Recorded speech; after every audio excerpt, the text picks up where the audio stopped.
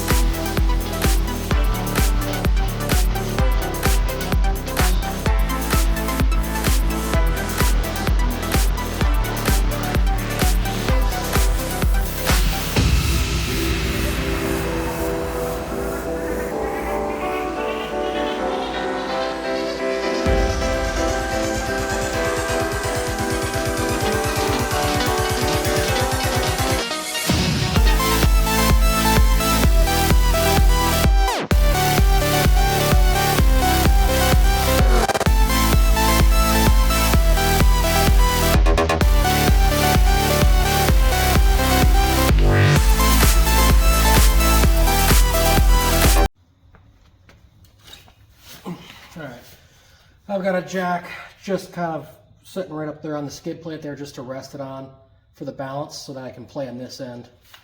So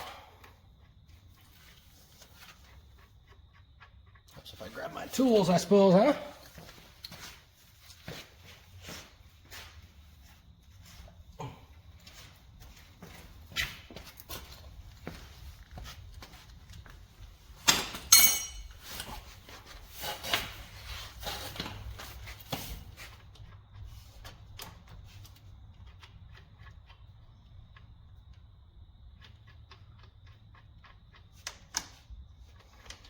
And it looks like this is dragging across this, but it's not. There's just a tiny bit of space.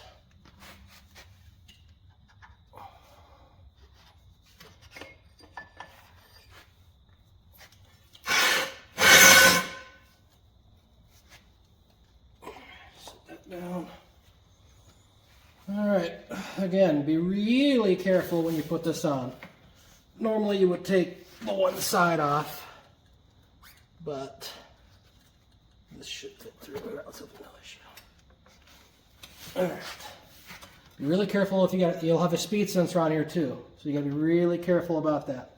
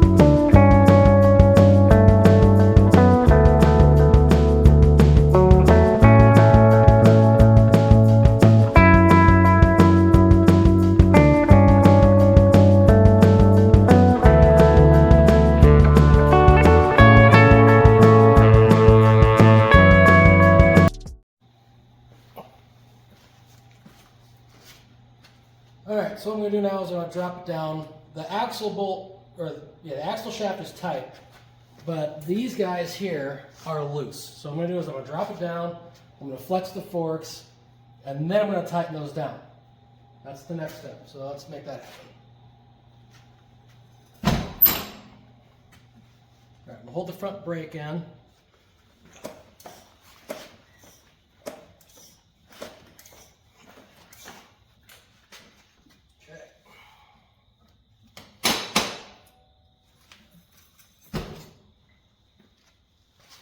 Now we'll tighten these guys down.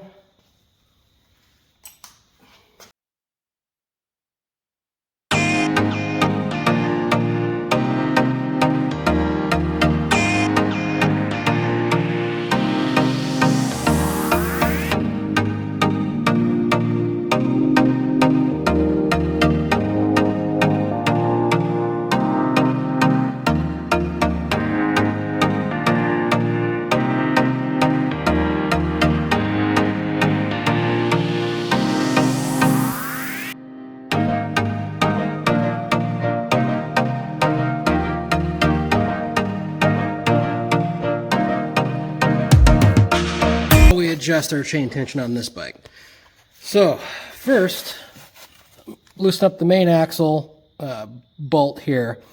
That allows it to slide back and forth. And then what I did was I brought this out to approximately where it was before, which is that little mark right there. So once I have it about equal on both sides, I'm going to do that. We're going to put it down. We're going to move it forward and back until the chain's at the most slack. Then we're going to put it in a side stand, and then we're going to check the tension. When we check the tension, if it needs it to go tighter, or looser, or whatever, we'll put it back on the center stand, we'll loosen up that bolt again, and we'll adjust it here. So we'll keep doing that process until we get the right chain tension. Once we get the right chain tension, then I'm going to back this bolt off, all the way off, and then count the rotations until it's back to where it was. And then I'm going to make the other side match that. And then we should have both sides equidistant from here. So that's what's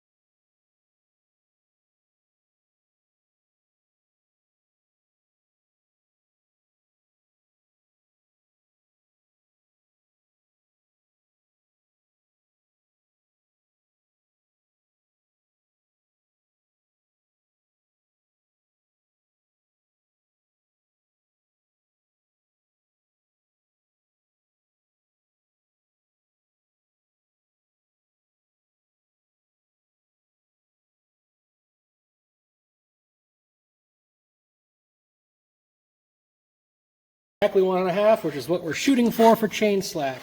So now what I'm going to do is, since this axle nut is taut, it shouldn't move on me when I loosen this guy up. And what I'm going to do is I'm going to back this all the way off. I'm going to mark it, and then I'm going to count how many screws it takes to get back to where it is here. That way I can do the same thing on the other side. That way I know that this thing is square. So why don't we do that now? So I'm loosening this guy off here.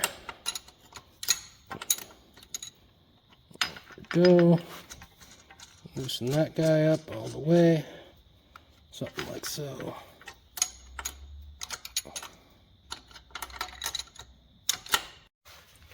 All right, I've got it all the way bottomed out. I'm taking my little marker. I'm going to mark this face here. That way I can count it as I screw it that way to butt it back up against here. So it's really simple. As I turn this, I'm going to count the number of turns. That's going to help me count until it's butted up against here, and then I can mirror the same thing on the other side. All right, so you can see, so luckily for me, it was a full 16 and then a quarter right there. You see the black mark out straight and facing straight up. So now all I got to do is send this guy all the way home and lock it down. Now she won't be moving anywhere. She's solid. Now, let's do the same thing on the other side. 16 and a quarter. All right, here's the other side. Loosen that up. And if it's too tight, we'll have to loosen the axle bolt here. There's another the other side. If it's too far off, we'll know by how many turns we get out. Hopefully it's not too far off. I eyeballed as close as I could when we initially cranked this thing down.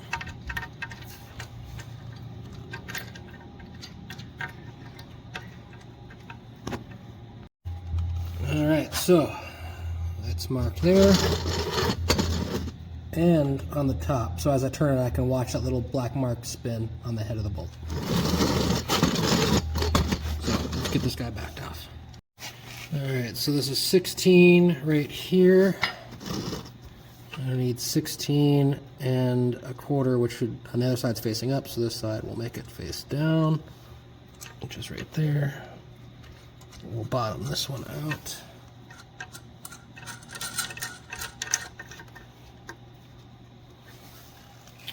Crank that down.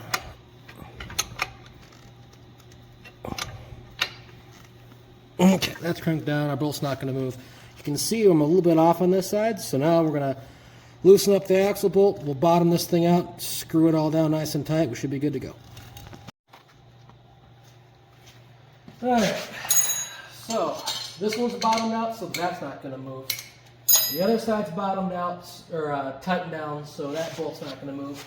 Now all we got to do is loosen up the main axle bolt here with a nut.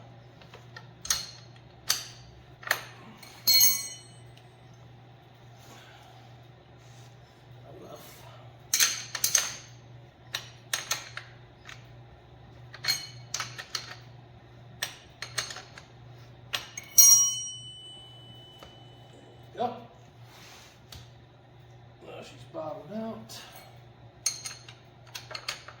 Push forward on the tire here. Keep it seated as I tighten this thing.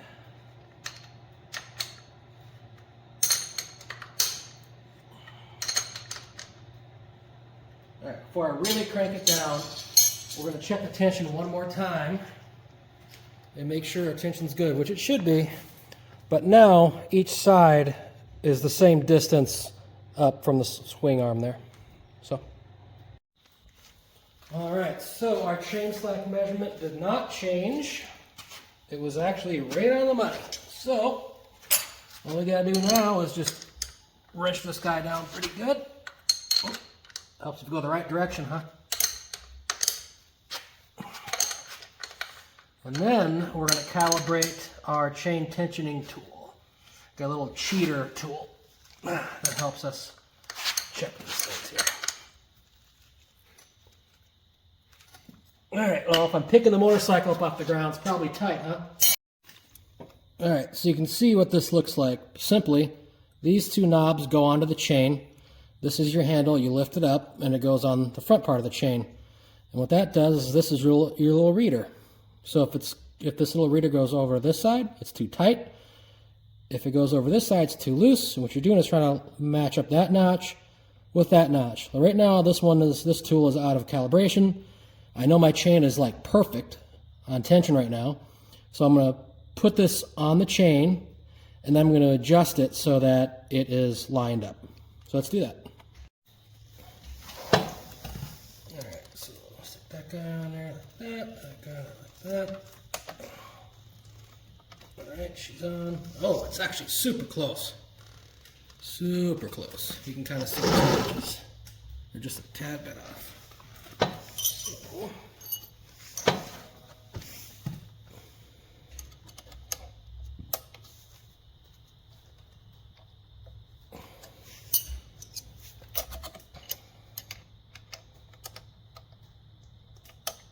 come on, little guy.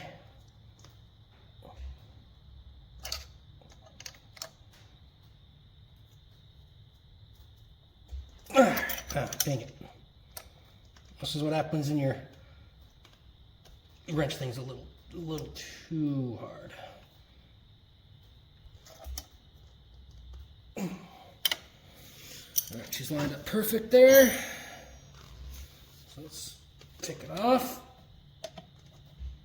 and try it again. So like that. Yep, and she's on the money. I'll take this out so you can see. So you see that is lined up. So when we're riding, say we get a little intense, do some off-roading, or just after a few miles of having some fun, you want to check your tension. Pull over, put it in the side stand. Do what you normally do. Put it so it's the lowest slack point, just like when we calibrated it. Slap this little guy on there and see if she lines up. If she lines up, you're good. If you're loose, you're tight, or if you're on the money. So you can make your on-the-fly chain tensioning adjustments as needed. So yeah, this thing's pretty slick. Now that everything's calibrated, we're good to go. All right, so let's recap real quick.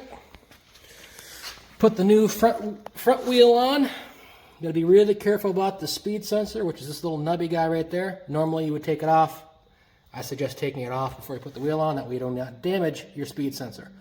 But regardless, put the wheel on, tighten down this nut, which is attached to the axle shaft here, and then compress the suspension down. Once we compress it a few times, then we tighten down these nuts here. They're on both sides. Good to go. New front rim. Isn't that thing beautiful? Oh yeah, Excel rim. Then, rear wheel, the fun one. So normally it wouldn't be as involved as this, but we had some wheel repairs and a few other things that happened on this bike, so there's a bit more times taking here. So, first thing, put her back together, put her on, got the chain on there, and then when we went to space it, we try to get these as close to the same as we can on both sides. Then we got our chain tension correct. Then we locked this down and counted our rotations out till it bottomed, locked everything down, and then mirrored it on the other side. Once that was good, I know that is straight because we're equidistant on both sides. You can do an alignment from rear to front. I'm not doing that today. It's going to be very close. I'm not very, very worried about it. So there we go. I hope this helps you out. Let me know in the comment section below if there's something I missed, or if there's something you suggest to make things easier or better. And yeah, have fun. Stay safe out there.